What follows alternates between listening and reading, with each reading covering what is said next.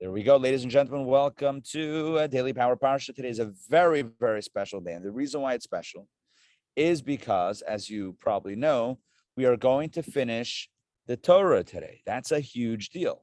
This is very, very big. We're going to finish the Torah today.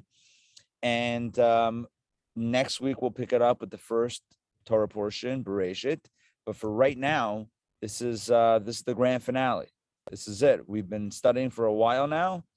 And the grand finale happens now. I'm going to share my screen and tell me if this comes through. Again, we're experimenting until I need to move locations. You let me know. We're up to reading number 4, Vezot Habrachah. Can you guys see this? No, it's not showing yet. Oh, there it is. There it is. Yep. Okay. Yeah. Okay, fantastic.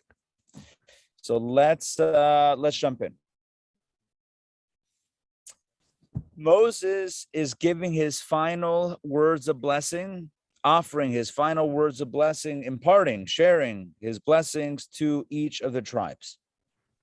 We covered, I believe, 6 of the tribes yesterday, and we'll cover the last 6 today and read about the passing of Moses and close out the entire Torah.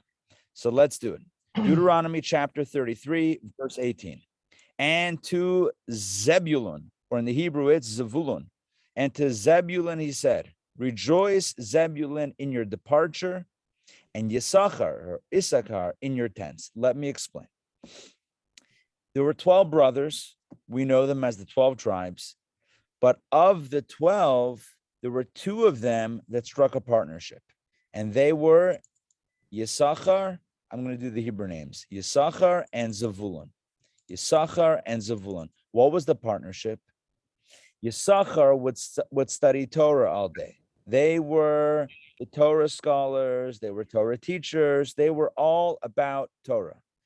And Zevulun, the friendly brother, Zevulun, they were the businessmen.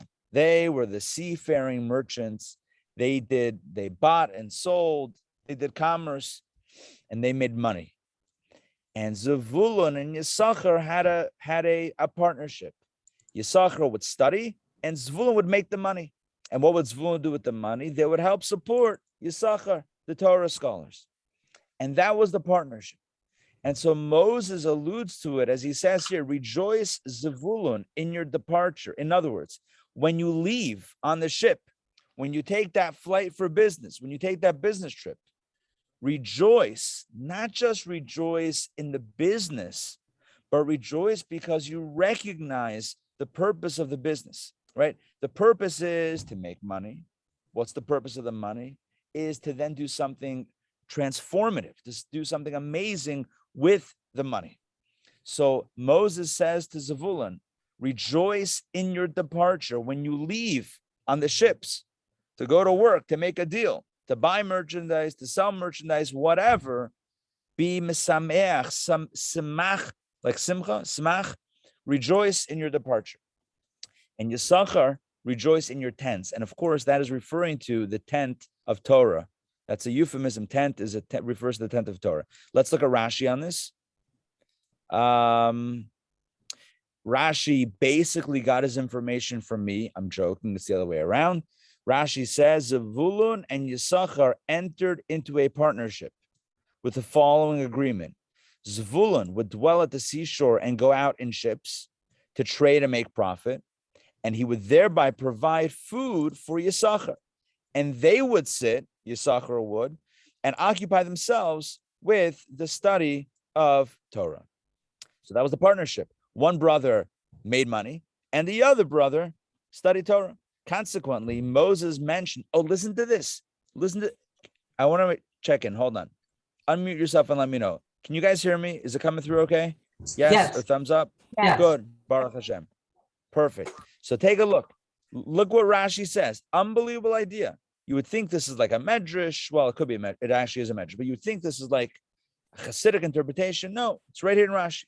Consequently, Moses mentioned which brother first? The businessman. Zevulun before Yisachar, even though the latter was the elder of the two, because Yisachar's Torah came through the provisions of Zevulun. So listen to this. For two reasons, you would think the order should be reversed.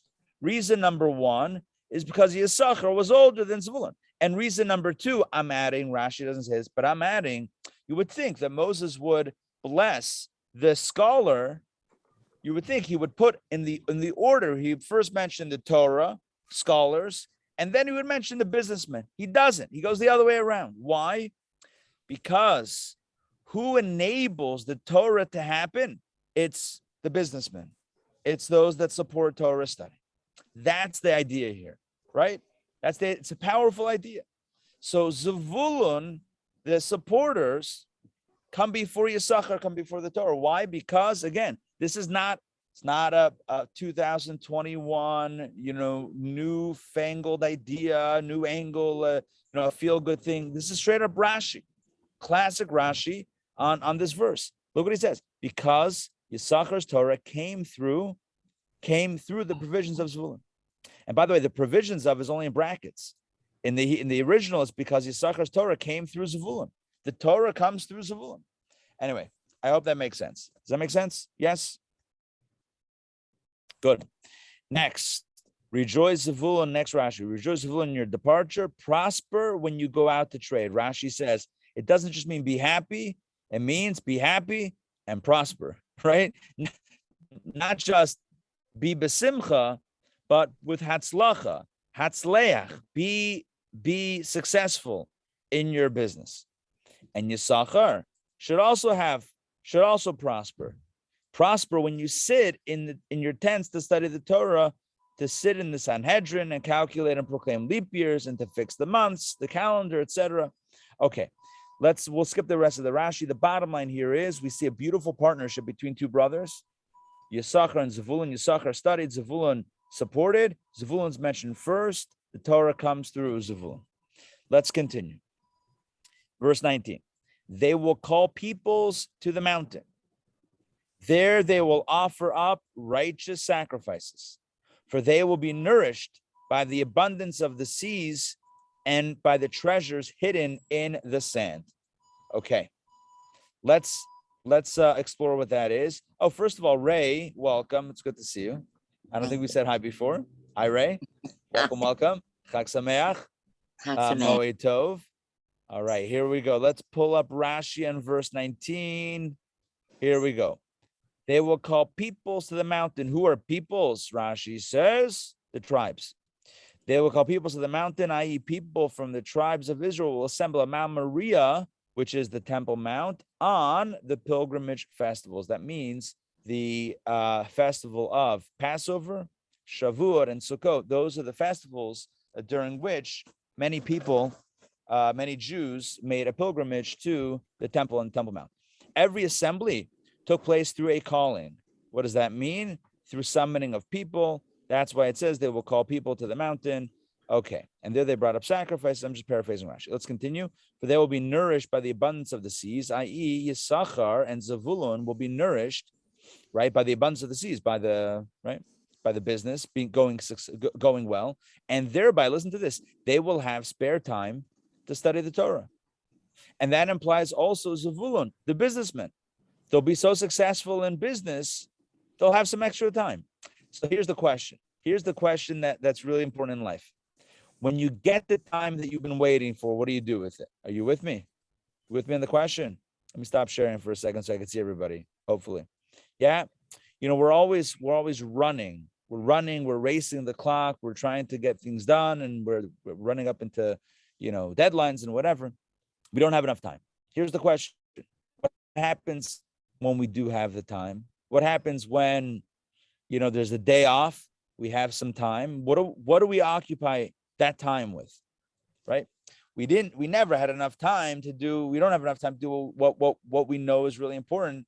The question is, so what happens when we do have those few minutes or few hours or even few days? What do we do? Do we actually maximize that time, or do we use it for other activities that are not so meaningful? That's the question. Again, it's just a question that we need to think about. And in the context of this discussion, right, Rashi is saying that there should be Moses blessing the tribes, these two tribes. Zevulun should be so successful in business that they'll have time to study Torah.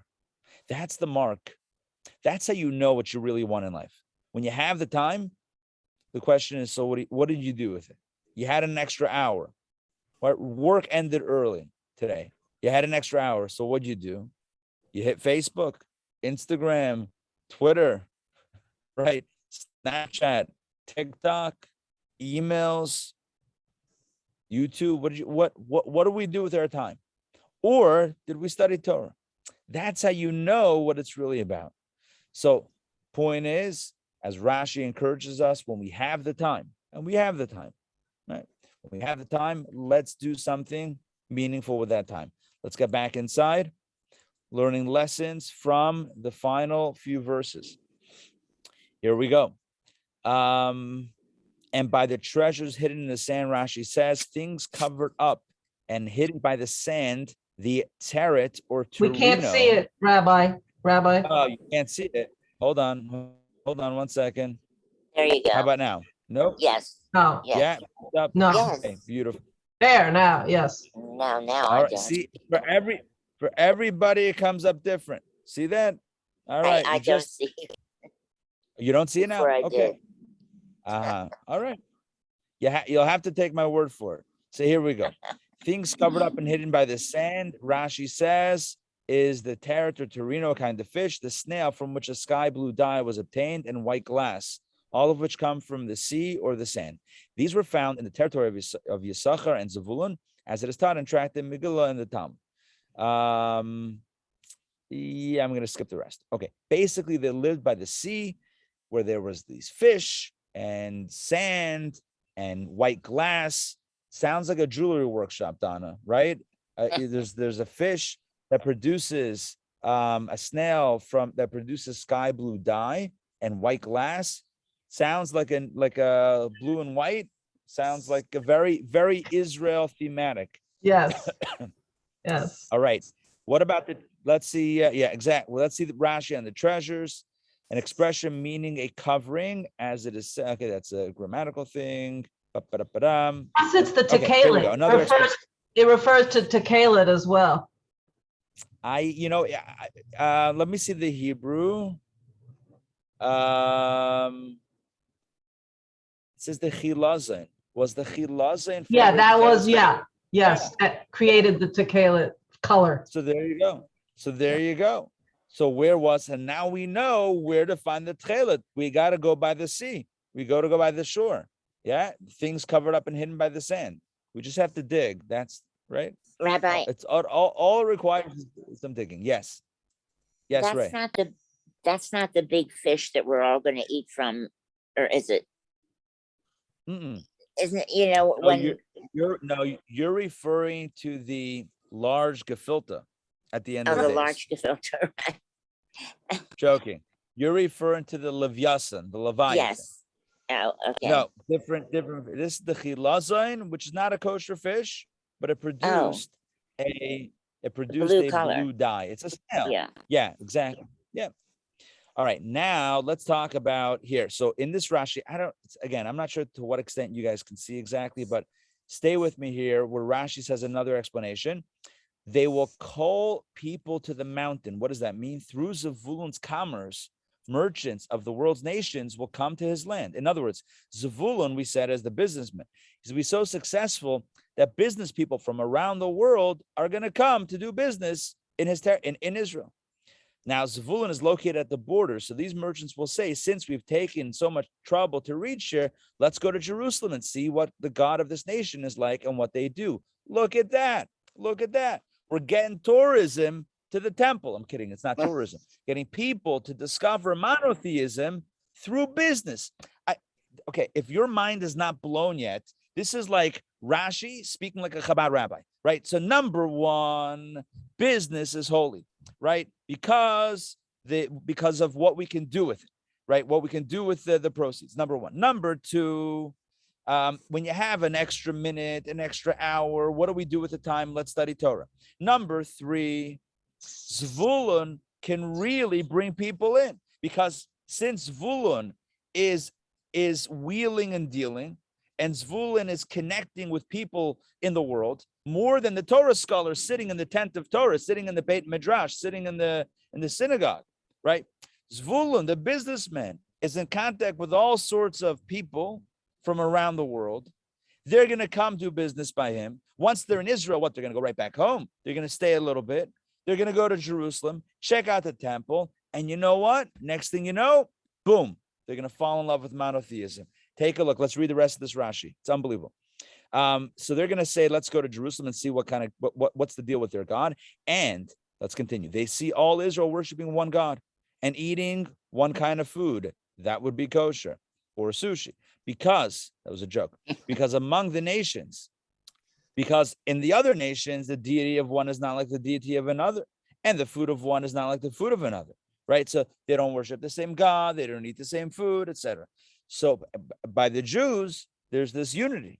So they will say, there is no nation as worthy as this one. Consequently, they will convert to Judaism there. As our verse says, there they will offer up righteous sacrifices, and all of this will be due to Zvulun's commerce. That is an unbelievable idea. It's because of the business that the spirituality happens. It's because of the business that that Judaism is honored. It's amazing. It's amazing. You know, you have other traditions that look at the materialism and the material world as something like less than, like, it's a concession to human frailty or a concession to human need that you have to go to work and whatever. And Judaism looks at it a little bit different. It's the most incredible tool and a gift is going to work and earning some geld. It's incredible. You need money to fuel good endeavors. So that's number one, right? So you need to make money, you need to earn the money to be able then to support and fuel positive change in the world. That's number one. Number two, it allows us to recognize priorities, right? Because we're working so hard, when we have some time off, it's like, oh, thank God I have some time. Then we can appreciate the Torah study that we have, that stolen time, so to speak, right? As it says in Proverbs, stolen waters taste a little bit sweeter. And number three, because of the connections in business, we can bring people in that otherwise would be totally not connected. Let's continue. They will be nourished by the abundance of the seas. Rashi says Zavulun and Yisach will be nourished. That is to say, the sea will lavish them with wealth. Okay, I prefer to think of that as treasure chests from pirate ships washing up. I'm kidding, but through the sea they will become wealthy. Let's continue. Next tribe. All right, hold on. Let me check in to make sure that y'all can hear me at least. Can you guys hear me? Yes. Okay. Can you guys see me, or is it a static image? No. Yes. No. Okay. We have a machloket. We have a classic Jewish debate. Some say yes. Now I see you. Some say no. Oh, you see that? Now you're also yes. Good. Perfect. Okay. You let's continue freeze from with, time to time. I know, but Now I I do that can in see. real life also. I'm kidding. Rabbi, can I just add a little Yes. commentary, Rabbi? Yes, absolutely. So I like that idea of business leading to, the other nations appreciating, but contempt, but also along the, very well, it's also been used against us, that we're so concerned about business. It's used as ways to be anti-Semitic. Yeah. So listen, perfect segue. Everyone should come to the anti-Semitism course, Outsmarting Anti-Semitism, where we're going to address Donna's point head on. That's the bottom line.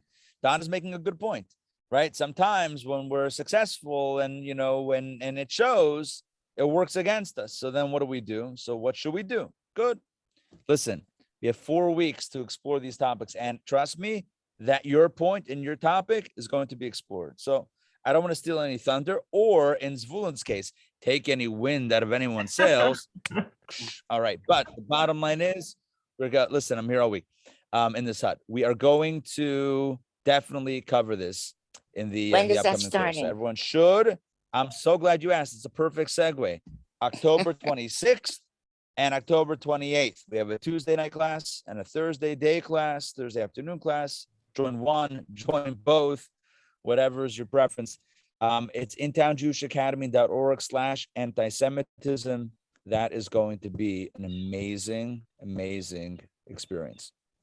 Rabbi Okay, Ari, let's continue with God. Yes. so I just wanted to say too, like if you think about, Eretz Yisrael, and you think about what gives the better positive image, the best PR, if you will, for Judaism and monotheism indirectly, is when Israel is the leader in some sort of new development, technology, whatever.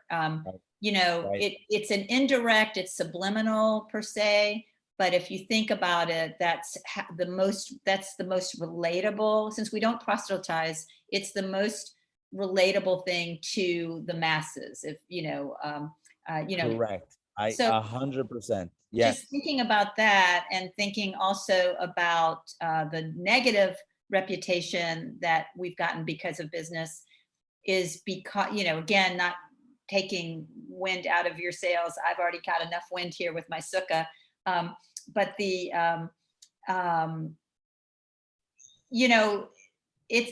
also has a message that to me, another underlying message, that our business dealings have to be ethical and above board in order to be that draw to monotheism. I mean, that's really important. Right. Yes. 100%. We have to make a Kiddush Hashem and not a Chil Hashem. We have to sanctify God's name and not desecrate God's name. In other words, we have to act morally, ethically, legally, etc., and not God forbid the opposite. I will say like this. You reminded me of an anecdote. There was once a fellow, a businessman, who was speaking to a group of students about business ethics. So he said, I'll give you an example of an ethical question. Imagine you own a dry cleaners and you're dry cleaning someone's jacket, a customer's jacket, and you find $100 bill tucked into the jacket pocket. That raises an ethical question. What's the ethical question, right? When you keep it, do you tell your business partner or do you keep the whole thing for yourself? Anyway, that was a joke. So, right, we gotta act ethically, 100%. Let's continue inside verse number 20. And of God, next tribe, he said, blessed is he who grants expanse to God. He dwells like a lion, tearing the arm of his prey together with the head. So what does that mean? Expanse to God, the expanse. Rashi says this teaches us that God's territory extended far eastward. He dwells like a lion. So Rashi says, because God was near the border, he is therefore compared to lions who, for all those who are located near the border, must be mighty like lions to protect themselves from attack. If you're on the border, you're a little more vulnerable, so you have to be ready for action and defense. Tearing the arm of his prey together with the head. Anyone slain by the Gadites could be readily identified. They used to cut off the head together with the arm in one blow. Okay, now we know. So they were mighty warriors. Let's continue. Verse 21.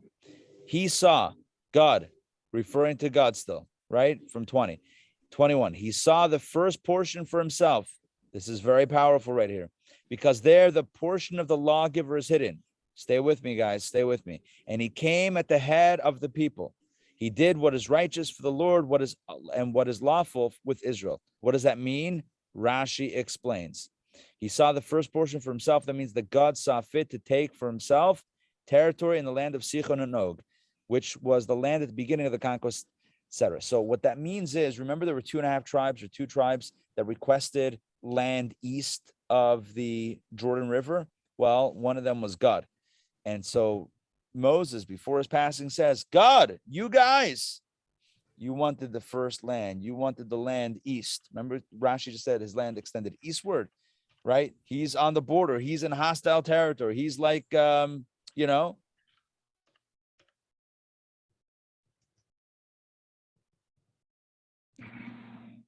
lost you. We can't hear you, Rabbi. You're lost.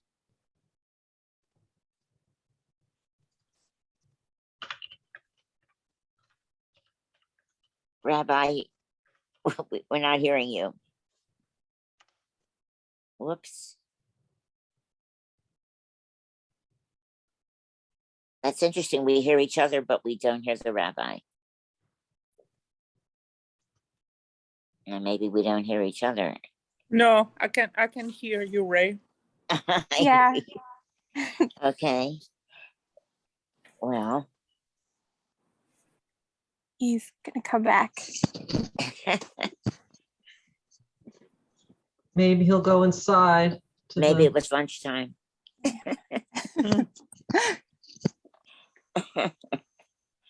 Oh my. Doesn't Hashem turn the troops that surround God on their heels? Like we say. We'll have Don't to we wait for Rabbi to come back to answer that. in our prayer book? It's Well, hard to remember everything, you know. Yeah. mm.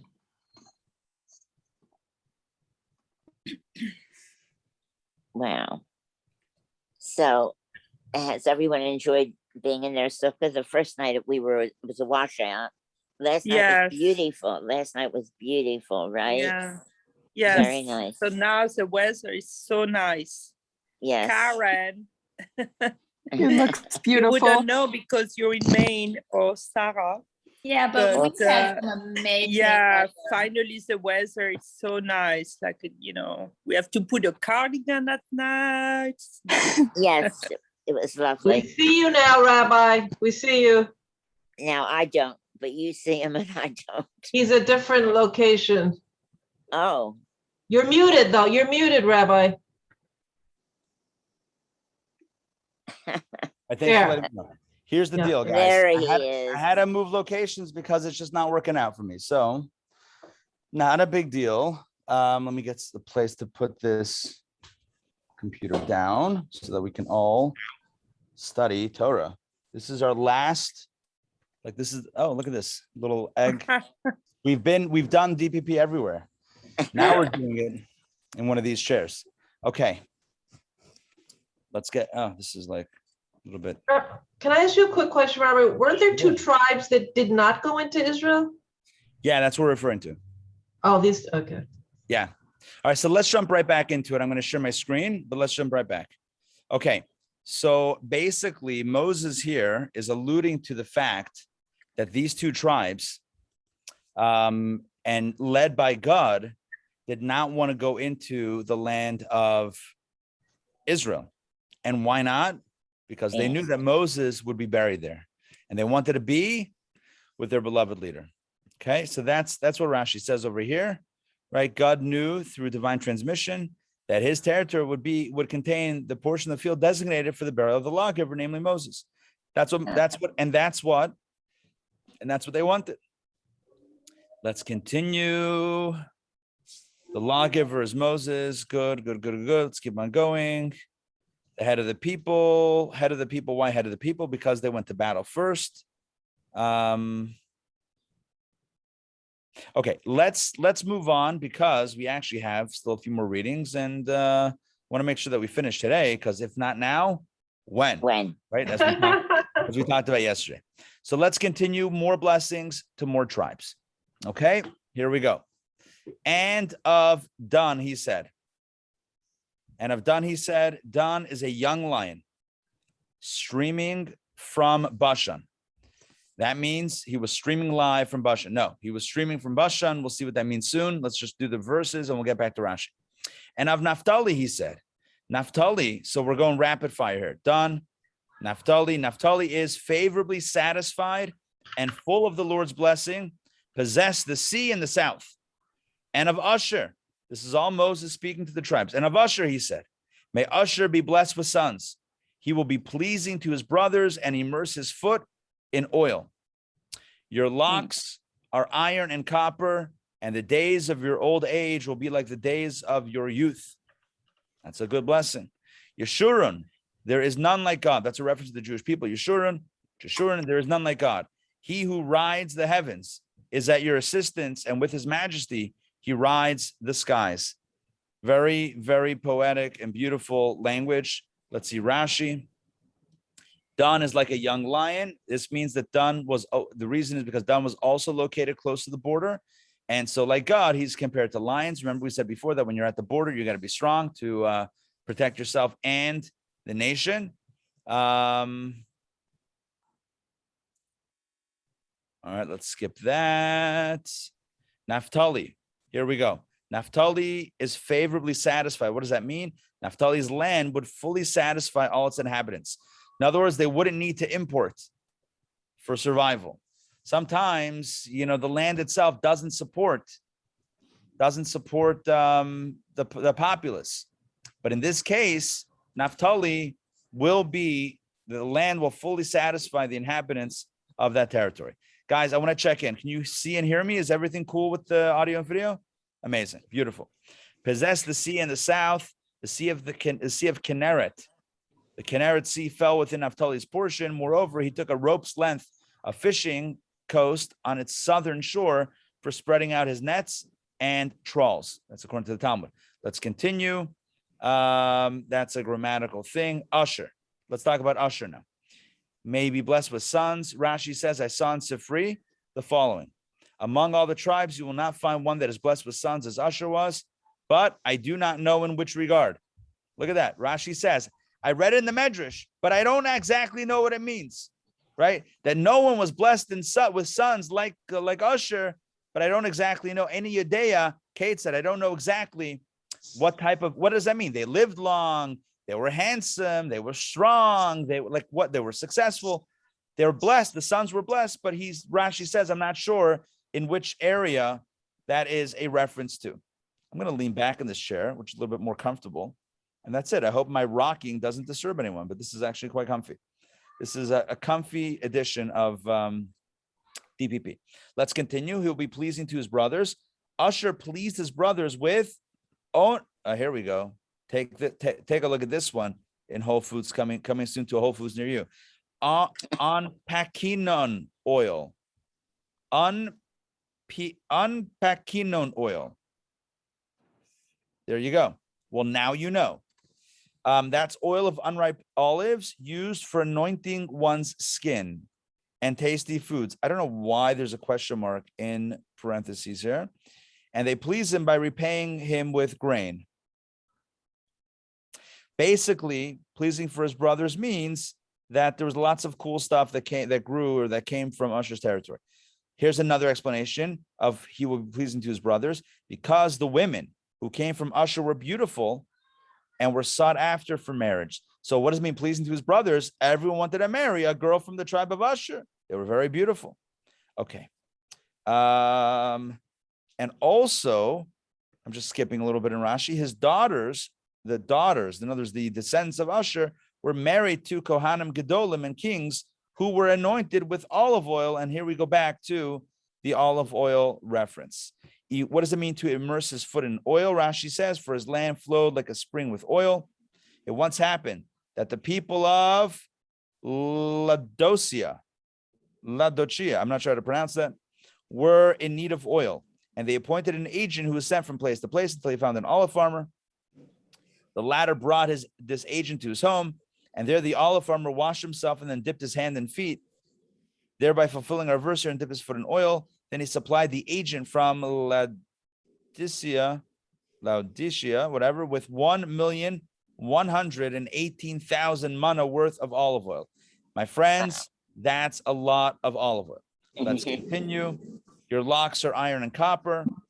Now look at this. Rashi says in verse 25, now Moses addressed all Israel.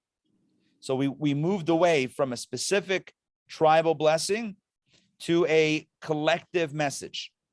Moses addresses all Israel, whose strong men dwelled in the border cities and would lock up the land, as it were, with their protection, so that the enemies would be unable to enter.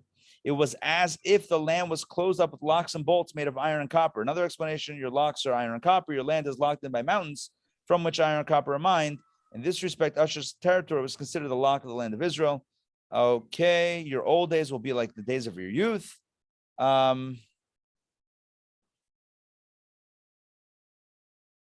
Like the days that are your best, namely your first days, the days of your youth, so will be the days of your old age, days which ordinarily flow away and are painful and decline. So basically, it's a blessing that the older age should be like the younger age in a way of health and happiness, etc. Another explanation the days which can be enumerated as your good days, namely all those days in which you fulfilled the will of the omnipresent, so will be your flowing, i.e. all the countries in the world will make silver and gold flow into the land of Israel. For Israel will be blessed with fruits, so that all the countries will be supplied by it, constantly pouring their silver and gold into it. Moreover, the world's silver and gold will be depleted because they will pour it into your land. Okay, good. Let's continue. Final verse of this reading, and then we have a straight line to the end of the Torah. Yeshurun, there's none like God. What does that mean? There's none like God. Rashi says, Yeshurun, you should know that there is none like God among the gods of the peoples, and that their rock is not like your rock, who rides the heavens, the same God who is at your assistance, and with his majesty he rides the skies. 6th reading. Here we go, my friends. Which are the abode for the God who precedes all, and below are the mighty ones of the world. He expelled the enemy from before you and said, destroy. So this is a continuation. That's why I segue quickly from 26 to 27, verse 26, 27. It's a continuation. It says, God rides the heavens, and the heavens are the abode for God. The skies are an abode for God who precedes all other deities. He selected the skies above as his residence and abode, while all the strong men live below him. Now, it doesn't mean literally God is in heaven, God is everywhere, in fact, but nonetheless, these are all references for us to have some sort of insight and some sort of perspective. Okay, let's continue. Let's continue. The mighty ones of the world, referring to Sichon, Og, and the kings of Canaan, who were considered the strength and might of the world. Therefore, despite themselves, they will tremble and quake, and their power will dwindle before God. The fear of one above always falls upon the one below, and thus he to whom power and mighty belong is the one who helps you and who said, drove out the enemy from before you and said to you, destroy them. Okay, let's continue. And Israel dwelled safely and alone, as Jacob blessed them in a land of grain and wine. Also their heavens will drip dew. This is a beautiful blessing, by the way. I'm just going to mention, this is a blessing to all the people, all the Jewish people. It's a powerful lesson. Every single individual, Rashi says, will dwell safely, each man under his own vine and his own fig tree, and their security will be so sound that they will have no need to live together in one group because of the enemies. You know, when there's a danger, everyone has to live together. Security in numbers, safety in numbers. But when there's security, there's divine security, you just dwell by yourself, no fear, no sleepless nights. You know that God has your back. Let's continue. Ashrecha Yisrael, verse 29. Fortunate are you, O Israel. Who is like you, O people, whose salvation is through the Lord, the shield who helps you, your majestic sword. Your enemies will lie to you, but you will tread upon their heights. All right. I feel like I don't know that we need much commentary on that. We get it, right? It's an incredible blessing. God is with us. Yes. Can you go back to the beautiful blessing? Just right. Yeah. Okay. Wait. It was their heavens will do it. Where was that? It was the beautiful. No, it was just right before this where you said the beautiful blessing. No. That's going back too far. There was the every individual will dwell safely. This one. Yeah. What is that from? What do you mean? That's Rashi. Oh, that's Rashi. Okay. So that's his interpretation. Okay, well, under his own vine. No, I mean, if you look over here, the Torah says, and Israel dwelled. It dwelled sounds past tense. This is a blessing. Oh. And Israel dwelled safely and alone. What does it mean, safely and alone? So Rashi says, so safe that you can live alone and not be afraid. Oh, okay. That's the meaning of safely and alone, right? Yes. This class sponsored by Simply Safe. Joking. Safely and alone means you'll be able to, you'll be so safe and secure that you don't need your neighbor to stay over. You don't need to huddle together. You can have your own land. You can have your own farm. Your next neighbor is 1.5 miles away, and you're good. Okay. I'm not saying it has to be like that. I'm just saying that if it is like that, it's a blessing. Safety and security. Thank you. All right. No problem. Let's continue with verse number 34. Now this is, I'm going to toggle Rashi off here, just so we have clarity of this is Moses' final, hold on one second, stay with me. Hold on. Okay, I was wrong. The seventh reading is Bereshit, is where we begin the Torah again. Oh, I hope you understand what I'm saying. yes. We're not going to do the seventh reading.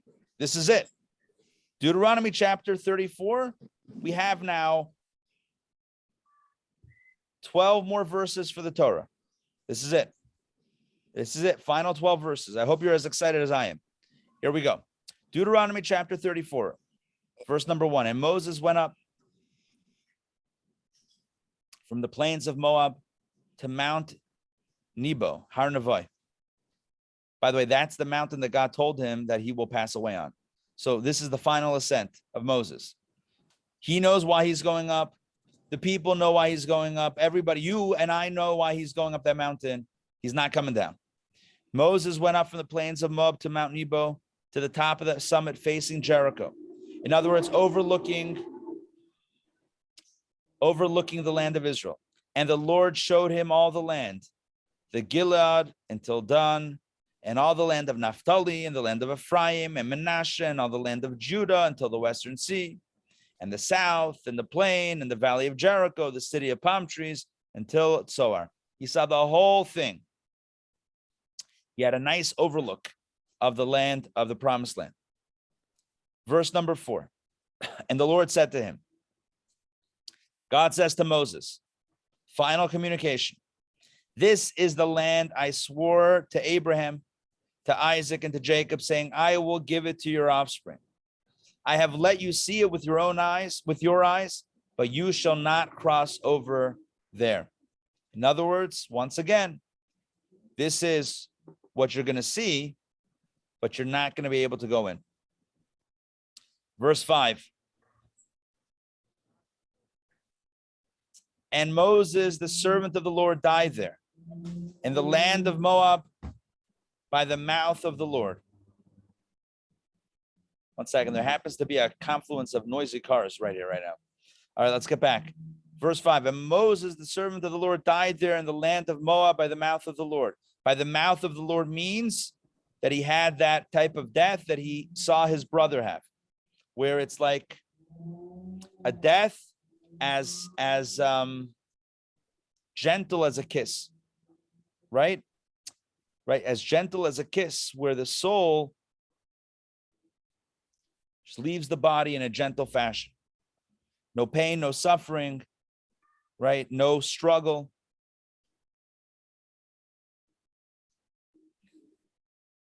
Verse number 6.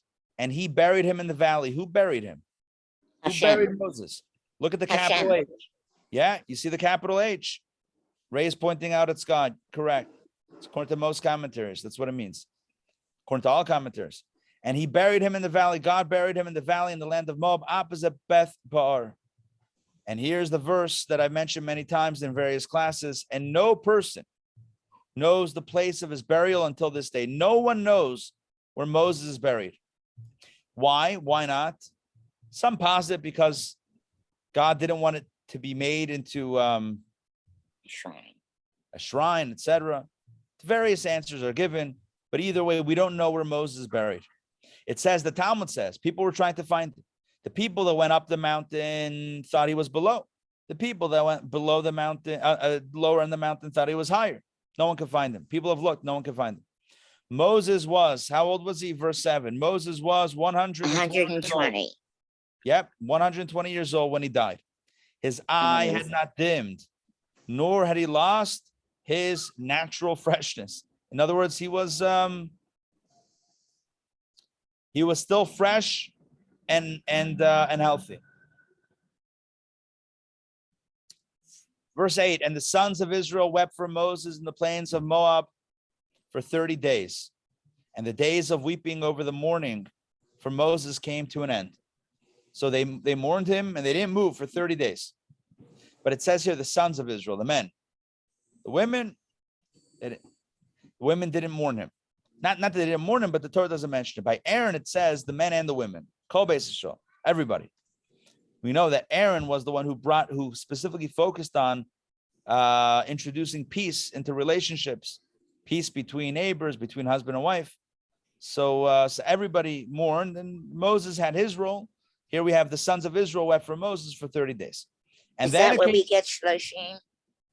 that's one of the places. Yeah, the Torah mentions shloshim 30 days in several places. But here's one of them. The word shloshim is 30 right there. You can see it in the Hebrew verse 8. Shloshim. Let's continue. And Joshua, well, he's the successor. Joshua, the son of Nun, was full of the spirit of wisdom because Moses had laid his hands upon him. You see that? Not because he studied and not because he was very wise, but because he served Moses, because Moses interacted with him, that gave him the spirit of wisdom. You know, education, how does education happen? As much as it happens through what we're taught, like in the books, even more education happens by what we witness, by what we see, by our hands-on experience. That's what it means. Joshua was full of the spirit of wisdom. Why? Because Moses laid his hands upon him. In other words, because Moses taught him hands-on. Let's continue verse 9 in the middle. And the children of Israel obeyed him as they did, and they did as the Lord had commanded Moses. And here we get to the eulogy. The Torah itself eulogizes Moses. And there was no other prophet who arose in Israel like Moses, whom the Lord knew face to face, as manifested by all the signs and wonders which the Lord had sent him to perform in the land of Egypt to Pharaoh and all his servants and to all his land, and all the strong hand and all the great awe which Moses performed before the eyes of all Israel. And join me, please. Chazak. Chazak. Chazak. Chazak. All right, that means be strong and be strong, and may we be strengthened. That's what we always say upon concluding a book of the Torah. I know I went through it quickly, but let's talk about what the eulogy is. So number one, Karen. Bye, Karen. Shalom. Yeah, it's so nice to study with all of you. Chag Sameach and Shabbat Shalom. I have to go to a conference call. All right, no worries. Shabbat Shalom, Chag Sameach. We'll see you soon. See you All right, soon. so just to quickly, we're a little bit past the time, past one, so let's go through this quickly. So 3 verses contain God's eulogy for Moses. Number 1, there was no other prophet like him. God knew him face to face. So that's 1. Number 2, Moses was the one that manifested, or as manifested by, but he's the one that brought about through God, obviously, all the signs and wonders. That's referring to the plagues, all the miracles, right? Which the Lord sent him to perform in the land of Egypt, to Pharaoh and his servants, and to all his land. In other words, there was no one like Moses who was involved in such incredible wonders and miracles. No other leader like him. So he knew God. He helped deliver the Jewish people. Unbelievable. And all the strong hand and all the great awe which Moses performed before the eyes of all Israel. And Rashi says, one final Rashi at the end. What is the crowning achievement of Moses in the eulogy? You know what Moses did? He did something before the eyes of all Israel. And you guys know what this is.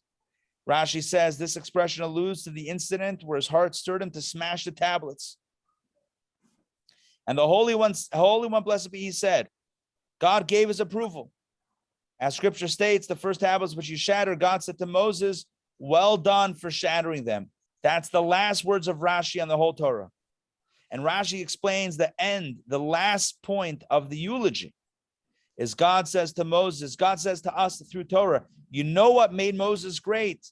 No one spoke to God like Moses. No one had that type of relationship. No one performed such miracles and wonders like Moses did to Egypt. And you know what else? No one else did. No one loved his people like Moses. No one was willing to put their own spiritual life on the line and their own physical life on the line like Moses, who shattered the tablets and broke God says, my own handiwork, my own handwriting, my own carving. Moses broke. Why? To save the Jewish people. Moses put the people before the law. And you know what God said? Yasher kochacha sheshibarta. Those are the final words of Rashi. The whole Rashi of the whole Torah, the final words. Yasher kochacha sheshibarta. Well done. Yasher koach. Right? A job well done. For what? for breaking the tablets. God didn't get angry. God didn't say, what are you doing? I gave you tablets and you smashed them. Right? Now you got to pay for them. You break it, you buy it. No. God said, thank you for breaking them. Well done. Because by breaking them, you demonstrated that your love for the people runs deeper than your love for the Torah. And what's the final message of the Torah? Is that at the end of the day, we don't put the law before the person. The law exists for us. Moshe Rabbeinu, Moses, who is associated with Torah like no one else. Moses lived even more dedicated to Torah, dedicated to the Jewish people. He was more dedicated to the people than to the Torah. It's like the opening. It's one of the opening Rashis in Genesis. Might as well connect the beginning to the end, or the end to the beginning. The beginning, Rashi says, one of the first Rashis on Genesis. He says, throughout the Torah, you have this idea that God said, he says, Bereshis, the first word of the Torah, Bereshis. So he says, if you divide it into two, it's Beis, the letter Bet, Reshit, which means two beginnings. He says, what are two beginnings? There's two reasons why the world was created. Number one, for the Torah. Number two, for the Jewish people. So then Rashi says, but I don't know who's more important, the Torah or the people. The fact that the Torah says consistently, Tzavas b'nei Yisrael, Dabar b'nei Yisrael, command the Jewish people, speak to the Jewish people, that tells us that the main thing is the people, not the book. Now, of course, we're not dismissing the Torah. We're here studying every day for an hour plus. We're studying Torah, daily power Parsha. But what I'm saying is, it's magnificent and absolutely like mind-blowing and heart-opening. Like, if this doesn't move us, nothing will. Right? If we don't have a heart like a stone, then we're going to be moved by this. The Torah, its final words in its eulogy of Moses, says, it's his greatest moment when he sacrificed Torah, the 10 commandments. Thou shalt not have other idols. When he sacrificed that, he shattered it to save his people. That's incredible. That's incredible. And that's really the message that we take in to the new year, that we take into the Shabbat. It's easy to get lost in the law. Righteous indignation. It's like, can't believe it, right? We clutch our pearls, so to speak, and we wag our finger. This person did something wrong. Terrible. Out. They should be done, right? Out. I don't know what Judaism that's from, but that's not from the Torah that I just read. That's not from this Torah. This Torah says that we need to look kindly at the other person. This Torah says that we encourage someone positively. That's Moses' greatest achievement, when he went to bat for his people and shattered the tablets. And he said to God, if you don't forgive them, I'm adding on another point. If you don't forgive them, erase me from your Torah. That's what made Moses great. Something to aspire to. Something to aspire to. It's like we dismiss people so easily. We dismiss people so easily sometimes. It's not only religiously, but in general. Like, this person, they did this, they didn't do that. Right. We need to embrace the love. Because if we can't love each other, then we can't really love Hashem either. And we can't really love the Torah. How could you love God and not love his child? It's not possible. It's like, I love you, but your child is driving me bananas. It's like, who says that? Who says that? Chutzpah. Right? This is God's child. You're rejecting God's child, but you expect God to embrace you? It doesn't work like that. It can't work. It doesn't make sense. It doesn't work like that. It can't work like that. All right, enough said. No reason to get negative. I'm telling myself this. No reason to get negative. The end of the Torah is love. Pure love. Rabbi. It's a beautiful, beautiful, beautiful lesson for us. Yeah, Ray. What is the Hebrew saying? Moshe, from Moses to Moses there. Do you know what I'm thinking of? There is this thing. Maimonides. on the tombstone of Maimonides. It Yeah, says, it's- from Moses to Moses Maimonides, there was no one like Moses. that's right. Basically, it's a way of saying that Rambam Maimonides was in the same ballpark as Moses. That's on his tombstone. Yeah. But that's more for Maimonides, for his legacy, his Right. eulogy, than Than for Moses. Moses. Right. But Moses' legacy, again, in Torah, is not about Torah. It's when he shattered the Torah. It's when he broke Torah. It's when he sacrificed Torah, so to speak, to save his fellow peoples. That's the idea. Again, Can you repeat, please, in Hebrew, the blessing we say when we finish the Torah? chazak, v'nis chazek. V'nis haseh. Be strong, Strong. and may we be strengthened. So we bless each other, be strong, and then we ask, may we be strengthened. And the idea is we together, we're stronger together, or we're strong together. Yep, that's where the strength comes from. Okay. Once again, thank you. Once again, it's been an incredible journey through the whole Torah with you guys. Once again. And please God, next week we start the journey again. We start the cycle again with Bereshis. So tune in Thursday and Friday, which will be after Shmini Atzeret and Simchat Torah. Monday is Erev, Yom Tov, Hoshana Rabbah. Monday's not going to happen. I'm telling you straight up, it's not going to happen. Thursday and Friday, we got to knock out all of creation, right? God did it in 7 days, 6 days, 7 days. We're going to do it in 2 days. Yes. By the way, that reminds me of a joke. Guy goes to the tailor and commissions a suit and comes back in a week, not ready. Few weeks later, not ready. 3 months later, not ready. Finally, 4 months in, it's ready. He says, I don't get it. Why? It's beautiful, but it took so long. God created the world in 7 days, in 6 days. Like, why did it take so long for the suit? He says, what? Did you look at the stitching on this thing? It's magnificent. Anyway, the suit, he was implying the suit is, all right. I feel like I need to explain that joke because I probably didn't say it exactly right. So at that point, I'm just going to give up. All right, friends, wishing you a Shabbat Shalom. Also, just a note of clarification, just so you know, the lingo. I feel like you guys should know the lingo and have clarity on it. When it's Yom Tiv, when it's the holiday, we wish each other a good Yom Tiv or a Chag Sameach. But when it's the intermediary days, the in-between days, it's called Chol HaMoed. Different phrase.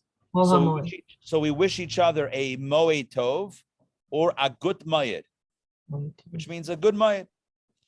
You could say Chag Sameach also, and I've used that phrase over the last few days as well. But more accurately, it's a good Moed. So I want to wish you all a good Shabbos and a good Moed, right? Because it's come the last 2 days of the holiday. If we were getting together on Monday, and Monday night's the holiday, I would say then a good Yom Tov, Chag Sameach. But right now it's a good Moed. All right, that's the lingo. Don't forget it. Just insider tips on holiday greetings. Okay, good Shabbos, everyone. Shabbos, Lots of blessings. All right, we'll see everybody. See you soon. Thank you, Rabbi. Thank you. Pleasure. Thank you. See you guys soon.